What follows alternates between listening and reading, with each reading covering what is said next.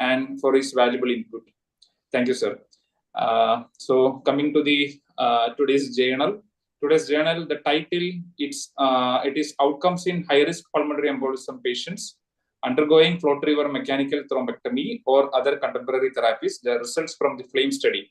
So this article, it has been published last year in October 2023 in the journal named in Circulation, which is this, and this Circulation journal is being published on behalf of AHA. So coming to the background, so high risk or massive pulmonary embolism is characterized by hemodynamic instability and RV strain, leading to acute right heart failure, hemodynamic collapse, and death. The 30-day mortality rate of the patients with PE who develop shock ranges from 16 to 25%, and that with cardiac arrest ranges from 50 to 65. Most deaths in the patients presenting with shock occur within the first hour after presentation. Therefore, rapid therapeutic action is essential to save patients' lives. In the next slide, I am just brief. In the coming 2-3 slides, I am just briefly discussing like how we will classify the PE based on the severity or based on the severity index, and how we will define a high risk PE, and how we will manage a high risk PE based on the latest ESC guidelines.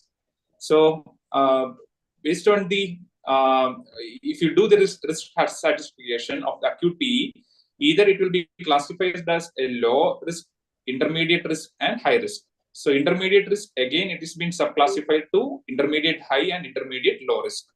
Intermediate risk, low risk means patient have no it's been diagnosed as an acute PE, and patient is stable, and if the patient is near to the care hospital and all, we can, if the patient is ambulant, we can discharge the patient, or otherwise we need to hospitalize in the case of acute PE if it is stable. And intermediate high and low, if the patient's intermediate low is the SPECI index, that is the simplified pulmonary embolism severity index score. That score is more than equal to 1, plus or minus there is any signs of RV dysfunction, which is being demonstrated by doing a transthoracic echo. Plus or minus there is elevation of the cardiac biomarkers. Biomarkers means mainly the proBNP or the tropi. So it will come. This will be classified as intermediate low. Intermediate high, the SPECI index will be more than equal to 1, plus signs of RV dysfunction, plus elevated cardiac biomarkers. And in high risk, there will be definitely there will be hypertension, and there will be signs of RV dysfunction, which can be demonstrated with the help of a TTE. And how we can classify the how we can define the hemodynamic instability. So according to the ESC 2019 guidelines, the patient should be either in the cardiac arrest, or there is need of CPR, sorry, or the patient is in obstructive shock. And how they have defined the obstructive shock: patient with systolic BP of less than 90 mmHg, or need of vasopressors to require to achieve a systolic BP of more than 90 mmHg, and there are signs of end organ hypoperfusion, mainly altered mental status, cold climate extremities, oliguria or anuria, and increased hyperlactatemia. Or either there should be persistent hypotension, and the hypotension they have defined as SBP of less than 90, or systolic blood pressure drop of more than 40 mmHg lasting for more than 15 minutes, and it's not caused by a new onset arrhythmia, hypovolemia, or sepsis. So either one of these is considered necessary to define hemodynamic instability. And how we will manage. So a patient has come up with acute PE, so immediately we will start anticoagulate and see whether the patient is unstable or not. If the patient is unstable, consider it as a high risk PE. Then the main modality is reperfusion, and reperfusion is either by a systemic thrombolysis or a catheter-directed thrombolysis, catheter-directed thrombectomy, or it will be surgical embolectomy. Plus, if the patient is hypertensive or continue the hemodynamic support to maintain the blood pressure. And remaining the intermediate low and intermediate high, even the intermediate intermediate high risk, what the guidelines say, it's anticoagulation and just monitor the patient, and if the patient is becoming hemodynamically unstable, definitely take the patient for rescue thrombolysis. and its intermediate low risk, anticoagulation itself is enough.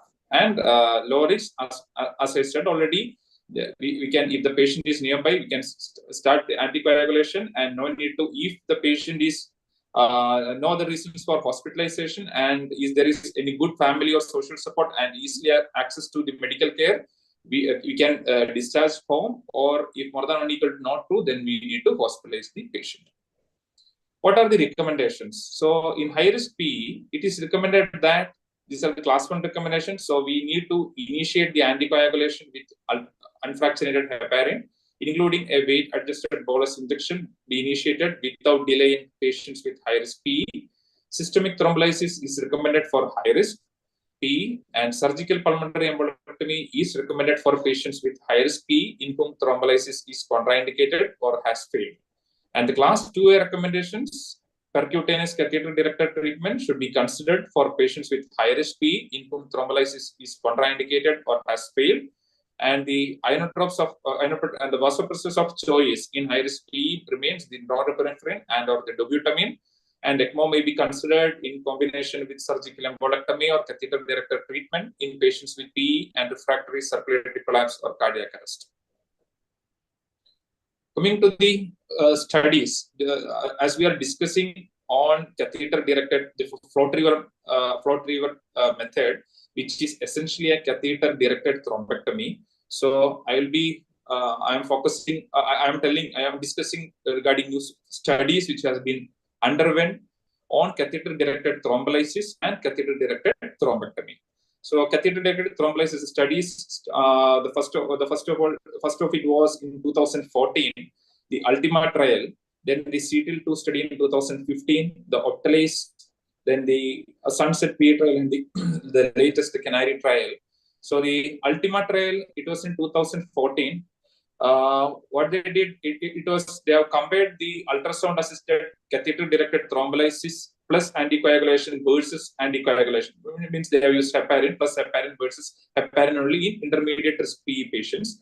And they found that there was a mean decrease in the RV-LV ratio within the 48 hours in the catheter-directed CDT group. Plus, they have noticed a improvement in the RV systolic function within the 48 hours, and both these were statistically significant. But there was, and plus they have noticed there were many incidents of bleeding associated with this catheter-directed group. Whereas in the, sir, can you just go to the next slide?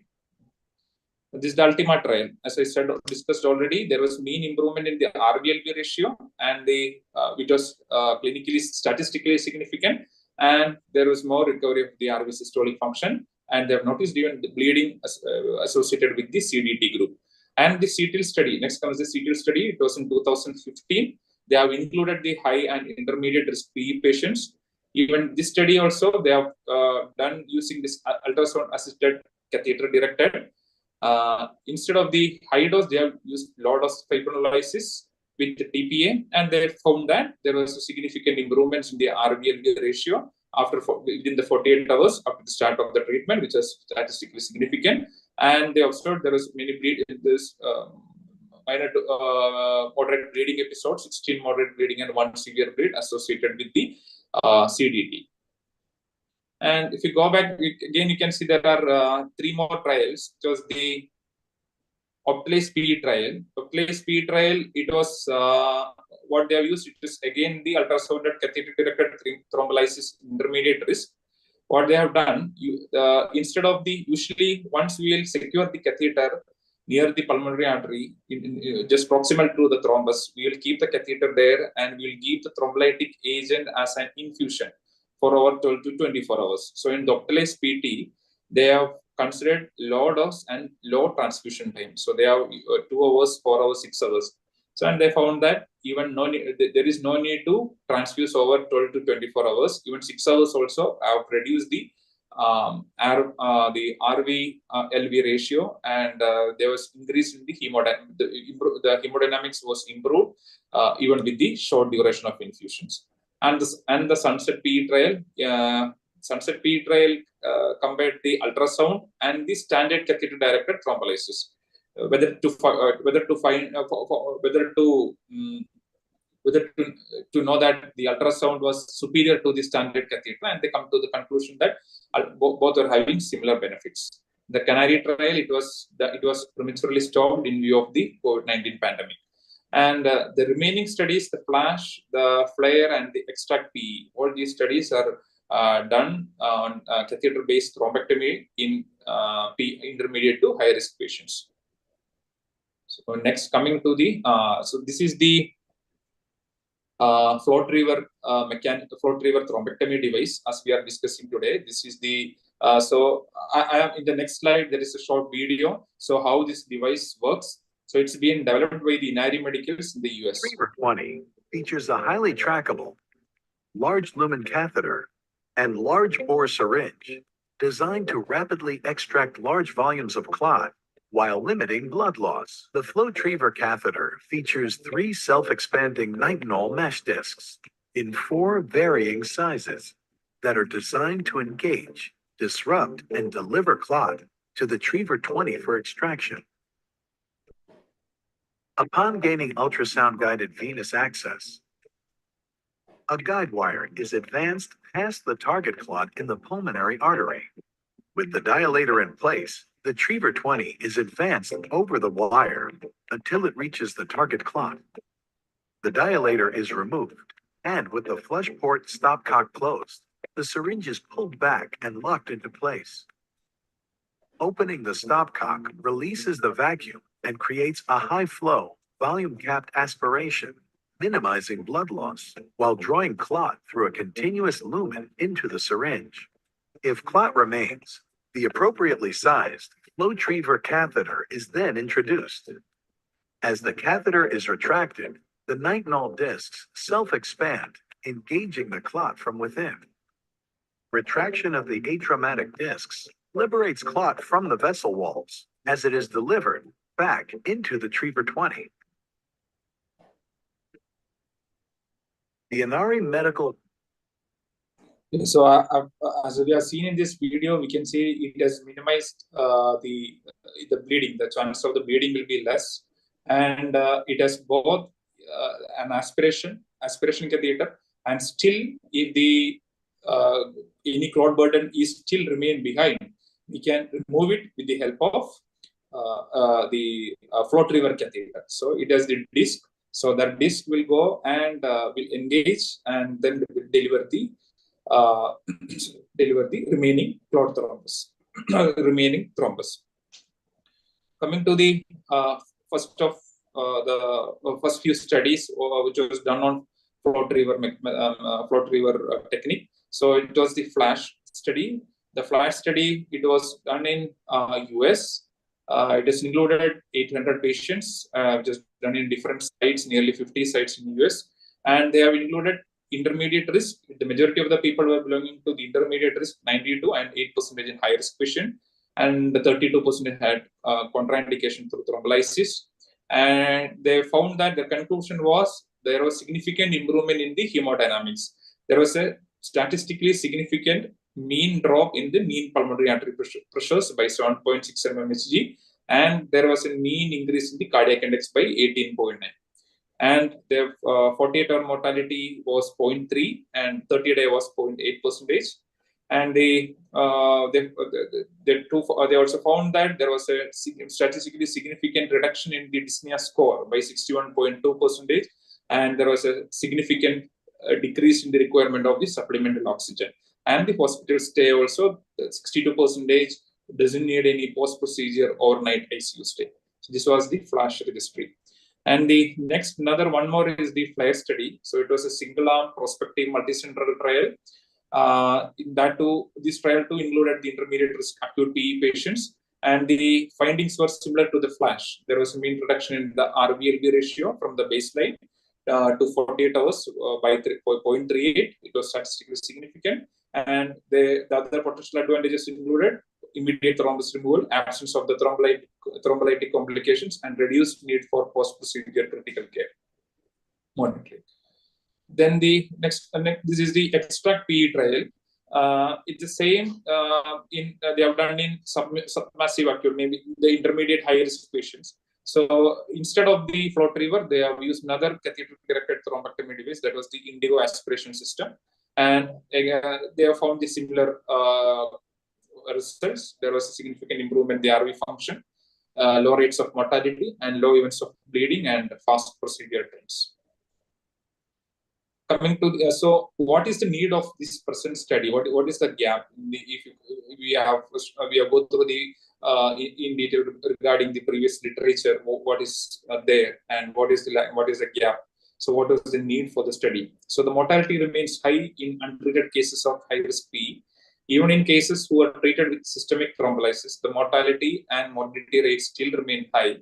Catheter-directed thrombolysis needs longer time to achieve thrombus removal and have potential for bleeding. Previous studies of percutaneous thrombectomy devices with intermediate risk PE demonstrated reductions in the RV-LV ratio at 48 hours, lower bleeding risk, and shorter ICU stay. So the FLAME study is an observational study done in high risk PE patients. So the previous studies have been done in intermediate risk, and the FLAME study is the one which has been done in high risk pulmonary embolism patients. The study design is a multi-center, non-randomized parallel group observational study. Institutional review was board approval was obtained. Investigators were required to have performed a minimum of 10 cases. Total of 115 high-risk patients were enrolled between March 2021 and November 2022 from 11 sites in US. The inclusion criteria, more than 18 years of age, and the treatment team determined the high risk PE was cause of shock with one or more of the following criteria, as we mentioned before: ESC guidelines, SBP of less than 19, and a drop of SBP of more than 40 mmHg lasted for more than 15 minutes, need for vasopressor support, and resuscitation of cardiac arrest with less than 30 minutes of CPR and GCS of more than 8. And they have excluded patients who are out of hospital cardiac arrest and GCS of less than 8, witness cardiac arrest with on CPR of more than 30 minutes, contraindications to anticoagulants, hematocrit of less than 28, platelet of less than 25,000, INR of more than 8, and intracardiac thrombus or clot in transit, non-anaphylactic sensitivity to the radiographic agents, history of pulmonary hypertension with systolic pulmonary pressures of more than 70, presence of chronic medical conditions with estimated less than 90 days of life expectancy per physician, as per the physician discretion, and not including the current PE. So the methodology, it was the treatment selection was at the discretion of the treating physician. They have enrolled the patient as the flow retriever versus the context term. So the context term patients were treated using other non-flow retriever therapies. It was either with systemic thrombolytic therapy, with anticoagulation alone, catheter-directed thrombolytic therapy, and surgical embolectomy. And if you see the majority of the patients, and they were allowed to context term, the population were allowed to use another thrombectomy device other than flow retriever, but they have not used either of any thrombectomy devices. So majority of the patients underwent a systemic thrombolysis and 23% anticoagulation and 6.6% catheter-directed therapy and surgical embolectomy 1.6. There was no any statistical comparison between the arms. Patients were followed through the hospital discharge for 45 days, if still hospitalized, whichever was suited. So this is the demographics. I am not going in detail the entire demographics, the age, sex, the ethnicity, and the other comorbidities. So whichever was significant, I am just highlighting that. So the clinical presentation at the admission or the time of high-risk PA diagnosis, they have classified the shocks based on the Society of SCAI. It's the Society of Cardiovascular Angiography and Intervention Shock Stage. Yeah, they have classified to classify stage A to E. So stage A means it was at risk of patient developing hypertension. Stage B is at the beginning, that the patient is having hypertension but not any hypoperfusion. Stage C is hypotension with hypoperfusion, that the patient is on inotropic support to maintain the BP. And stage D is patient requiring further escalation of the inotropic support. And stage E is patient is in the extremes of extremes. That patient is in the high doses of inotropes, or the patient already is in cardiac arrest, CPR is going on, or patient is in ECMO. So if we go through the entire data, you can see that in the context term, the most decompensated shock stages, stage D and stage E, were the numbers you see that it was more in the context term. It was 12 and 20, nearly 90-20%, and 32 compared to the flow triver.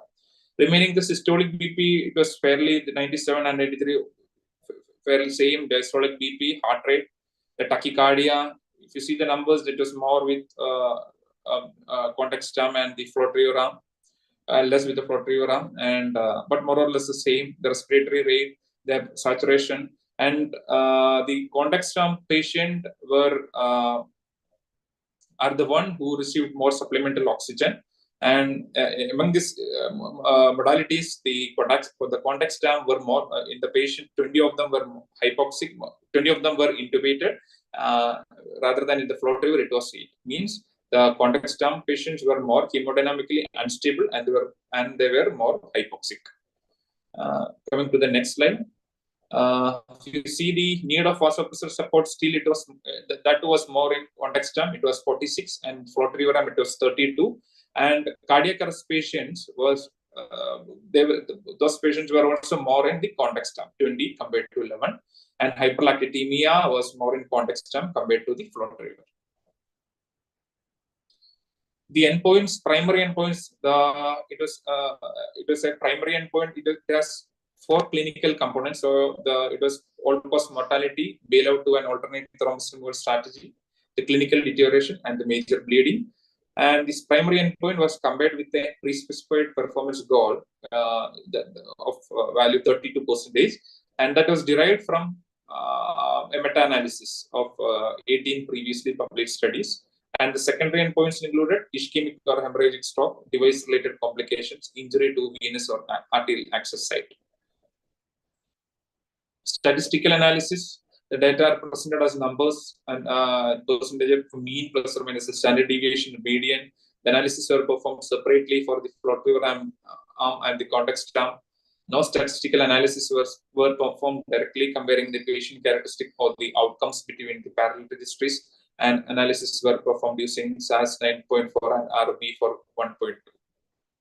So coming to the results, so a total of 115 patients were enrolled, and 53 were included in the flow triver arm, and the context arm was 61, and there is one patient in the prior therapy, and the prior therapy means the patient was in low or intermediate risk PE, and they have received the advanced treatment, but later on the course the patient deteriorated clinically. So that patient was included in another arm because the treatment outcomes could be influenced by the primary management. So it was being included in as another prior therapy arm. And if you see that prior therapy, that patient was initially underwent systemic anticoagulation. Then later he underwent systemic thrombolysis, and the due course he became unstable, and they have taken that patient for flow triver thrombectomy, and by the day 3 he succumbed. Coming to the results, if you the primary endpoints and the secondary safety endpoints. So primary endpoint, they have in detail, there are 4 clinical components: the all-cause mortality, as I discussed before, deterioration, major bleeding, and bailout to the alternate thrombus removal. The all-cause mortality, it was 1.9% in the flow triver arm, and the context arm it was 29.5. And it was 28.5 in the performance goal. And the deterioration also, it was 8 in the flow triver. The context arm it was 13, and performance goal was 15.6. The major bleeding, it was assessed by BARC score, bleeding academic research consortium score. So we will classify as stage 1 to stage 5. So from the stage 3 means the patient having more bleeding chances. So mainly stage 3A, 3B, tells that patient is having more bleeding and patient requires more transfusion or any surgical interventions. So that score was less in FLOTRIVER compared to the context arm, and bailout to the alternate thrombus removal, it is only 2 in FLOTRIVER and 16 in context arm. And if you see the additional endpoints, the FLOTRIVER arm had the incidence of stroke was 1 and compared to the 4, and subject with the device-related complication also 12 versus 10, and subjects with access site injury requiring intervention was 4, and it was 5 in context arm. And if you continue with the secondary safety endpoints, so next slide. The FLOTRIVER arm and the context arm, the length of the post-treatment hospital stay was 7 in the FLOTRIVER, and in the context it was 8. The post-treatment ICU stay night was 2 and 3, and the discharge ECMO use was less 3 in the FLOTRIVER, and context it's in the 7. And time to extubation, it was more or less the same. The expired number of the patients who expired prior to discharge was 1 in the FLOTRIVER and 18 in the context. And patient was discharged to home was 26 and 23, and not discharged who remains to continue even after the 45 days was 4 in the FLOTRIVER and 0 in the context. Coming to the discussion, the FLAME study is the largest prospective study of the interventional treatment in high-risk PE. In the FLOTRIVER arm, the composite primary endpoint was 17%, which is significantly lower than 32%. The p-value of less than 0.01 with an in-hospital mortality rate of 1.9%. In the context arm, the composite primary endpoint was 63.9% with an in-hospital mortality rate of 29.5%. A post-hoc analysis stratifying mortality outcomes by SAA shock stages showed that all patients treated with the FLOTRIVER who were in the stages D and E survived their hospitalization.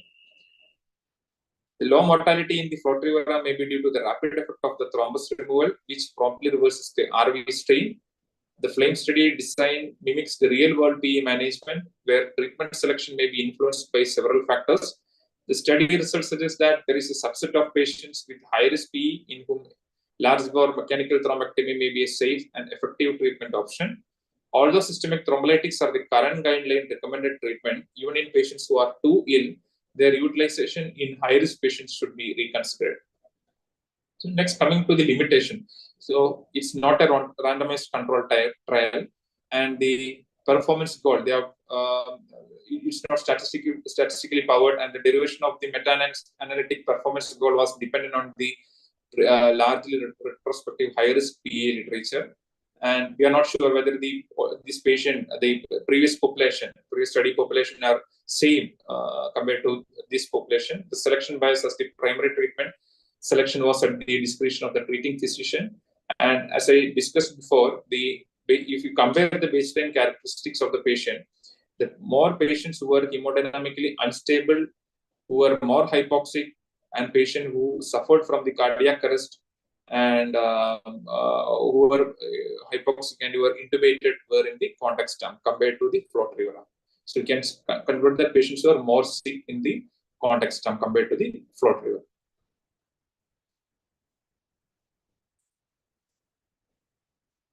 So future perspective, so while considering for endovascular therapy, it is important not to delay the achievement of full therapeutic anticoagulation. As the time there is a time and delay, it will affect it will increases the mortality, and the local outcomes of the PE care should be tracked and periodically reviewed. Further studies are needed to enhance the quality of evidence. With upcoming evidence, we hope new recommendations will be added to the future guidelines. Thank you.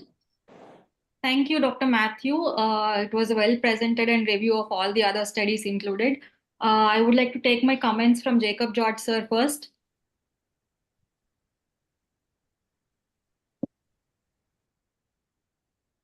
Yeah, hi, good evening. Matthew, very well done.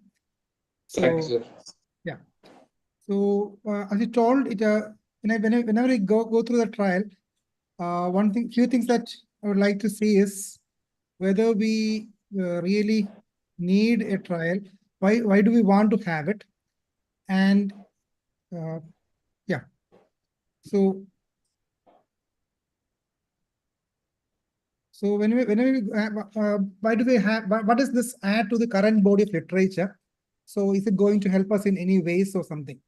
So obviously a high risk group of pulmonary embolism is a hot topic because this is a vulnerable group with high mortality in the critical care population. And even if you treat them, the complication rates are going to be extremely high and with a high bleeding risk. And these end up with a lot of hospital utilization, utilizing a lot of hospital resources. And this makes more sense, especially in a patient who is a cancer, who has a pulmonary embolism, and he remains in the ICU or hospital for the end of till he goes on till the end of his life. So if we can push them out of the ICU, push them out of the hospital without a complication, alive, that makes more sense. And that's why this topic is extremely important. So if you go through the FLASH registry trial, which is done in the intermediate group, Matthew presented the slide, a few things were striking as you didn't require, 62% of patients didn't require an ICU stay even for 1 day. And your mean procedural hospital length of stay was 3 nights. And even after 30 days, your mortality was less than 1%. So this seems impressive, even though the study was done in intermediate risk of population, intermediate risk of pulmonary embolism.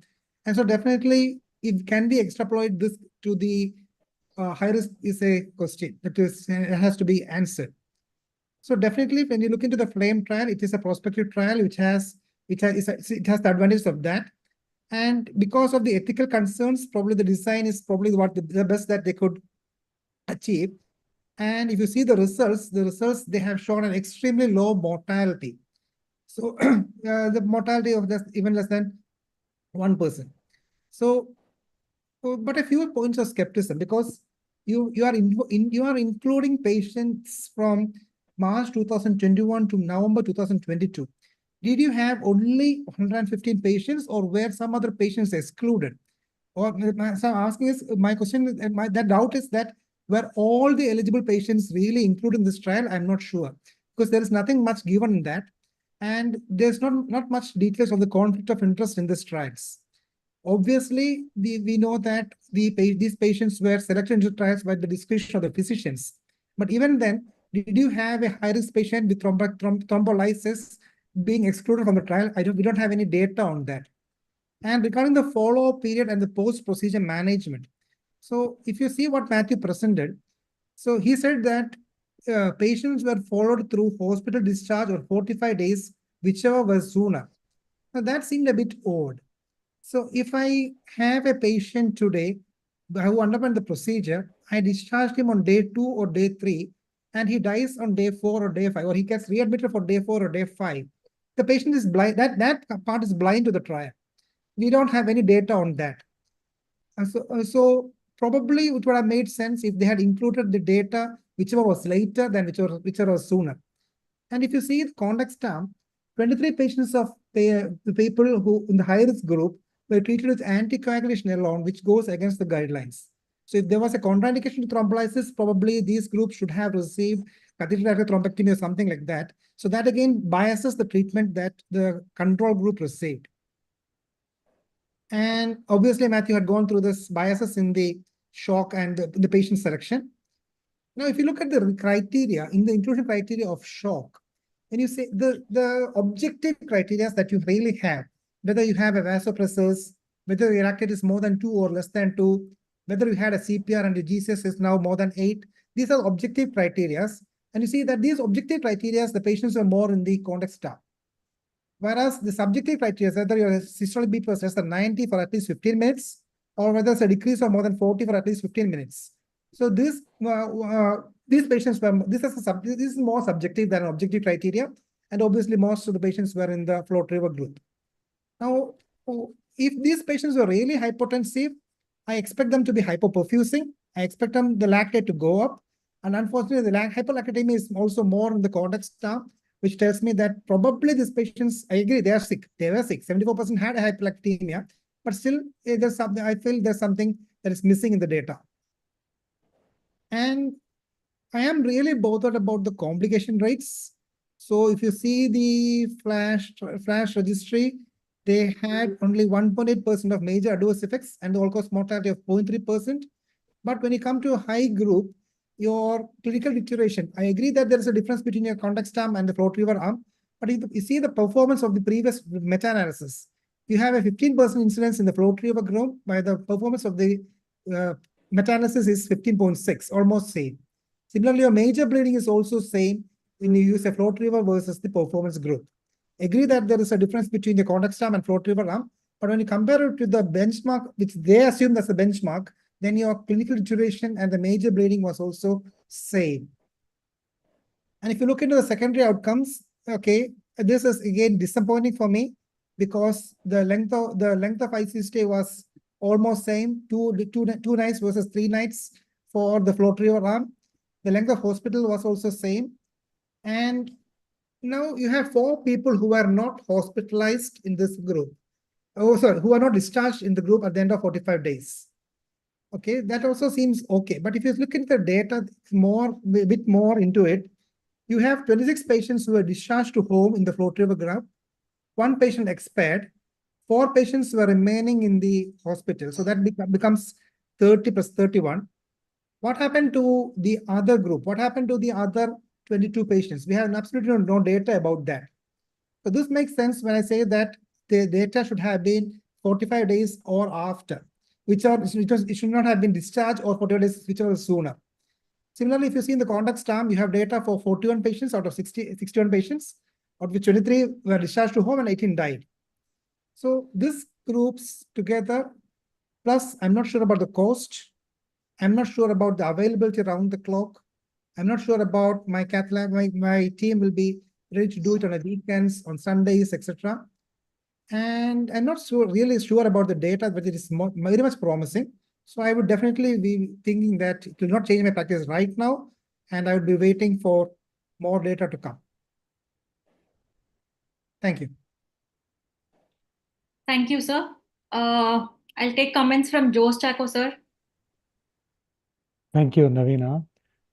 Yeah, I'm pretty sure that catheter-directed thrombectomy is most likely to be beneficial in severe acute pulmonary embolism, as several observational studies have shown so far. But if you look at this particular study, I don't think it adds much strength to the contention that catheter-directed thrombectomy may be more beneficial than conventional treatment modalities. As it's been pointed out very clearly, the main reason for that is because it's not a randomized controlled trial. It is just an observational trial. And there were glaring differences in the baseline characteristics between the 2 groups, particularly in terms of the severity of shock, the number of intubated patients, the lactate levels. They were all much higher in the control group, suggesting that we have a much more severely ill group of patients in the control group. And as expected, their outcomes were poor. And then, of course, the composite outcome, of course, is a realistic outcome, but there are weaknesses associated with a composite outcome compared to a single outcome like all-cause mortality. Of course, in severe, even if in acute severe pulmonary embolism, mortality itself may not be that high, and the sample size required may be very large.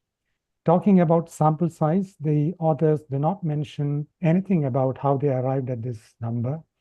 It is a complete guess as to what this number represented of 50-odd patients in each group. And then there are several other problems, like they do not define what is clinical deterioration. They do not define what is bailout. And most of the treatment, I presume, is based on clinician judgment. Even the allocation, the initial treatment, of course, was based on clinician judgment as well. And on top of everything, the authors themselves, there are some 16 authors cited, and 12 out of them, they admit to have been supported by the company in some way or the other, during this whole study. So that also lends it to some bias. So the study itself, I don't think adds much strength to the already existing knowledge on the efficacy of mechanical thrombectomy in patients who are not responding to conventional therapies.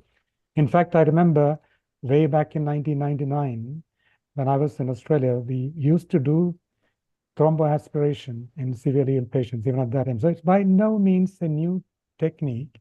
It's been around for a very long time, but robust data is not available. And from what I understand, there is an adequately powered randomized controlled trial that's being planned in the US, including what they plan is 550 patients across 60 centers in the US. It's called the PLS study.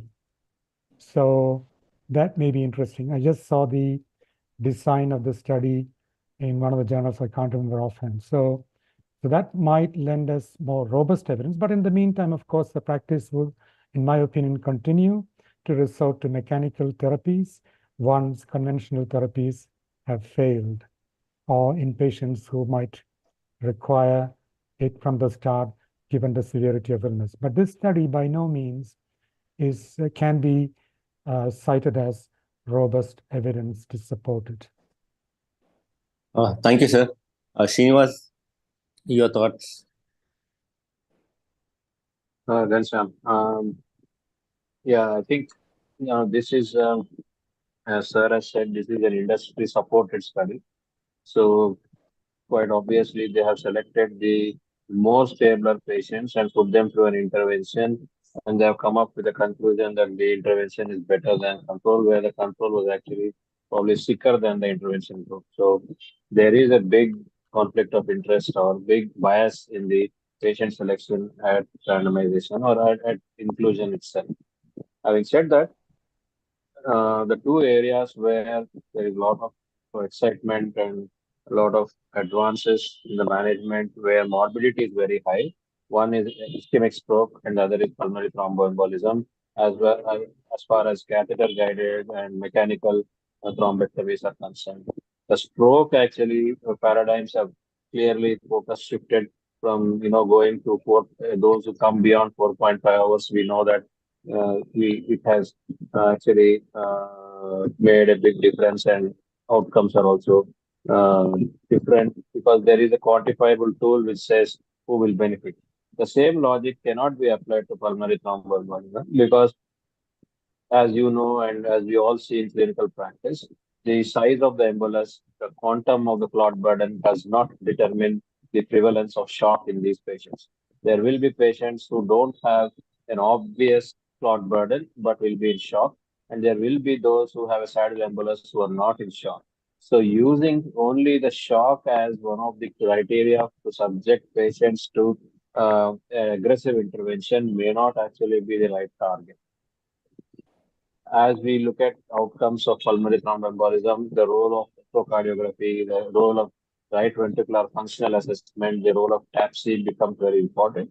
So how that behaves in these two subsets of patients is something I would be very interested to see. But at this point of time, my personal belief is that if you have thrombolized the patient and the situation is not getting better, I don't think there is any harm in trying a catheter-guided therapy. Thank you, Srinivas. Just for all the trainees, most of us have a tendency of looking at a study and just looking at the results or the final conclusions. And if you go by that, I think there's a phenomenal mortality benefit with this particular system. But if you dig into the way the study has been done, you'll find a lot of shortcomings in the study. So just whenever you're looking at a study, please try to spend time in looking at the methodology, in looking at the sponsorship, in looking at the different patient characteristics which have been included in both the arms. Sir, there is one more area of some kind of a gray zone as to how do we select, especially patients with submassive pulmonary embolisms, where should you thrombolize or should you have a revascularization strategy in this subset of patients?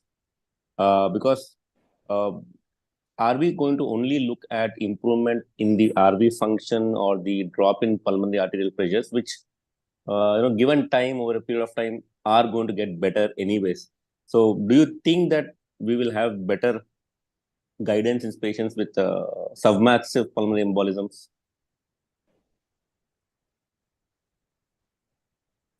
Joseph? Yeah, I think there is pretty good evidence to support the use of thrombolysis in intermediate risk pulmonary embolism as they defined it in the PETO trial.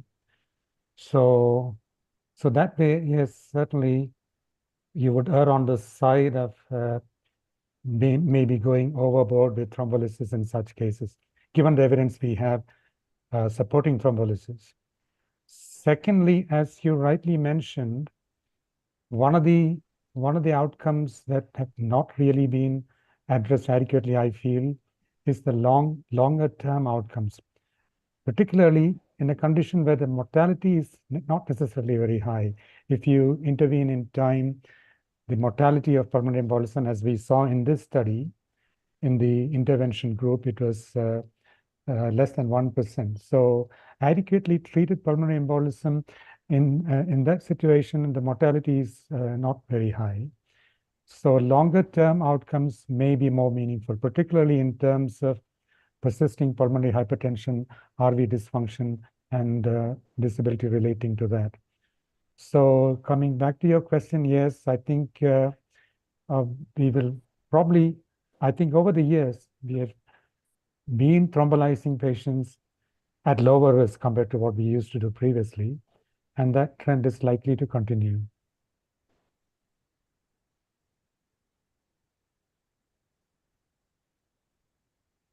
Thank you, sir. So your comments, sir, Ghanshyam sir?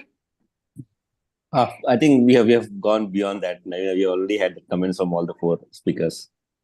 Okay, sir.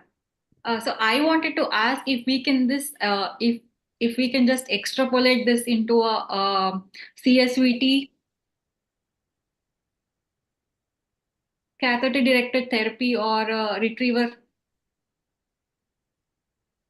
So, Navina, that the morbidity, the clinical consequences of these three conditions are totally different, right? In a patient with a CSVT, you get back pressure, you get catastrophic consequences, so it is justified, right? In a thromboembolism, as has been discussed, and Josh sir has clearly mentioned that you can't pinpoint one major study which says that catheter-guided therapy is superior to systemic thrombolysis. It is only as a second option when systemic thrombolysis has failed or is not feasible, like in elective perioperative situation, for example, where you use this. So, ischemic stroke, the results are totally different. If you do a thrombectomy with the right patient, the results are gratifying, which cannot be said about pulmonary thromboembolism. So we cannot extrapolate the results of neuro interventions with catheter-guided therapies with these kind of, even, if you look at the current paradigm in the management of DVT, now there are people who believe that it is not systemic thrombolysis, but catheter-guided delivery of thrombolytic agent into the clotted venous segment, which makes a difference. That is for DVT. But you cannot extrapolate that into pulmonary embolism as yet, because we don't have one single study which says that catheter-guided therapies are superior to systemic therapy. Dr. Matthew, anything that you want to add after your presentation and the discussion? Yeah, madam. Yeah. So, if you consider that the few points, but I have a question, sir. See, in the ESC guidelines, they have recommended that it's surgical embolectomy is class 1 recommendation, and the catheter-directed therapy is class 2A. So class 1 means it should, if there is a contraindication of thrombolysis or if it's a failed thrombolysis. So according to the guidelines, if we go, we have to give more weightage to the embolectomy. So does this study has any, do we need to reconsider the at this the guidelines in the coming guidelines 2024 or something? Can I answer Because that? Can I offer my Yes, sir. comment on that? Yes, sir. I think guideline makers, they recommend what they think is best based on consensus and available evidence. But in this situation, I think it largely depends on your circumstances, whether your center is equipped to do an emergency pulmonary embolectomy. Do you have the surgeons who do it regularly? Do they have the skills to do it? How easy is it to get it done? In fact, I remember we had a patient several years ago, more than a decade ago, who actually arrested in an emergency department at some other hospital, had CPR and was brought almost dying, almost without any pulse, without any heartbeat at that time. And he had a massive clot in the main pulmonary artery. And of course, we were lucky enough that we had a surgeon who was available at the time and ready and willing to operate at the time. And this man actually, he was saved because of pulmonary embolectomy at the right time. So it depends on what kind of facilities you have, where do you work. If you do not have surgical access, obviously you will go by thrombolysis, and that's the first option. So you need to tailor the recommendations based on your clinical setting rather than follow them blindly, is what I strongly feel. And of course, surgical treatment, pulmonary embolectomy, without doubt, if it can be achieved, it will be very effective, and the surgical procedure itself is not as invasive as you would otherwise think with, say, open heart surgery. It's a much simpler procedure. And of course, it largely depends on the skill of the surgeon involved. That means Just- that if just- you have all the Sir, facilities, yes, sir. just to add another anecdote, and I'm sure Srinivas would remember this. We had a consultant anesthesiologist who had massive pulmonary embolism. We both were working in this unit. There was a consultant anesthesiologist who had a massive pulmonary embolism. He was intubated. He was on urokinase infusion. And I think almost about 10 to 12 hours post-infusion, when the echocardiogram, we were doing an echocardiogram, we could see that the RV was failing. He was rushed to the theater, and the surgeon was willing to take him despite being on urokinase infusion. I mean, we were able to save him.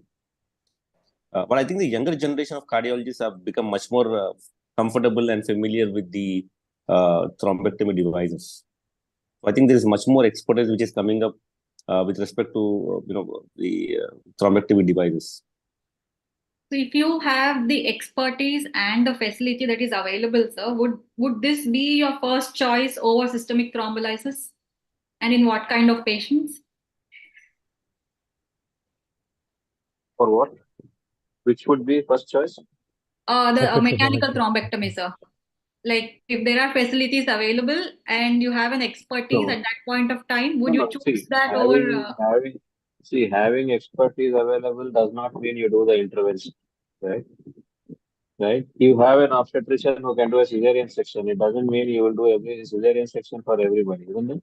So this is also like that. You take in a pulmonary thromboembolism, you assess the patient, you look at the hemodynamics, you look at the RV function, and then you put them in the algorithm. Is this patient going to be okay with systemic thrombolysis, or is it going to be a combination of systemic thrombolysis and mechanical thrombolysis?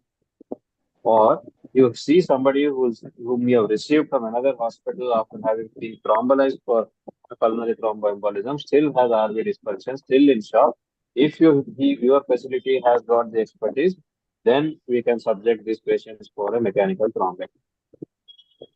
But the reason why these techniques have become increasingly popular and are being increasingly used is not just because of the availability of the retriever devices and the catheters, but also with increased availability of ECMO support, and this in some centers, the availability of RVAD support. So if the European guidelines and the American guidelines are talking about this support, they are assuming that the patients are in a hospital which has got extracorporeal support for a failing right heart, which in India, I think we are still about 5 years away from achieving that level of availability of right ventricular support devices. Although ECMO is now being done in more centers than CRR. So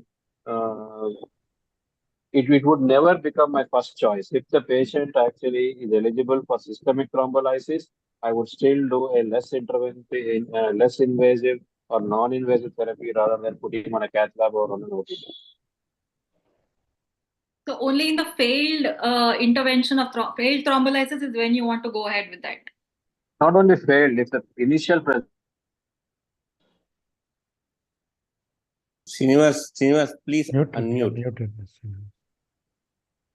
it's not only in failed cases. If the patient comes in shock or has an arrest in the ER because of pulmonary thromboembolism, I would still consider a thrombectomy either surgical or mechanical. It depends upon the facilities, the expertise, and the rapidity with which you can initiate the intervention. So, any Jacob, closing comments, sir? Jacob, any thoughts from your side? No, I was just wondering with this trial. So when you talk about a high risk pulmonary embolism group, there's always been an ethical concern whether we can do a RCT on it, because these patients have a high mortality. So probably this trial can say that you may have a ethically right choice to certify these patients. I don't know. Because Jacob, the problem is this stratification and patient selection in this study has been biased. So maybe it is a hypothesis generating study that, this is an option available. A more robustly designed trial, as Sir has said, the peerless study. Such studies can actually address whether we should change our practices into bringing this as a first line therapy, as Navina has said. But till then, I think we should go by what conventionally we are doing. Assess first if the patient does not fit into the systemic thrombolysis group, and then consider whether I want to do a catheter embolectomy or a surgery. I think if you're planning a randomized controlled trial, I think the design of the peerless study is also what I suggest, is that you cannot strictly divide into two groups. One group shall never have catheter-directed thrombectomy. You can't really say that. You would always have to allow crossover based on clinician judgment, yes, for an intervention such as this. You cannot let things deteriorate to the point that it's beyond the point of no return. Like in ECMO studies, for instance, you cannot, it's impossible to do a study now, confining a group to completely non-ECMO treatment. It's just not possible. So you will always have to make some conditional use of crossover to the intervention arm if it's absolutely indicated. Yeah, agreed. Your closing comments, sir? Ghanshyam, sir? See, I think physiologically speaking, or looking at the way the revascularization strategies evolved in coronary interventions and then subsequently in the neuro interventions. The fundamental question which everybody agrees is we need to look at revascularization. There doesn't seem to be any doubt in that part that if you have a vascular occlusion, then you need to kind of open it up. What would be the best strategy? See, in MI, if you look at it, we moved from thrombolysis to percutaneous interventions with the greater availability, greater expertise. Will that happen in pulmonary embolism? I don't know, but it looks like that way, right? If we can remove the clot burden immediately, then maybe the kind of benefits we have seen, we might be able to see in coming days when more and more number of patients will be subjected to mechanical thrombectomy. Thank you, sir. Thank you, Dr. Matthew. Thank you, Dr. Jacob George, sir. Thank you, Jose Chaco, sir. Thank you, Srinivas, sir, and Ghanshyam, sir. We'll see you next month in another study. Thank you, Matthew. Thank you, Jacob. Thank you. Thank you, sir. In Kolkata in a few days' time. Thank you. Okay. Thank you. Thank you so much. Bye-bye. Thanks.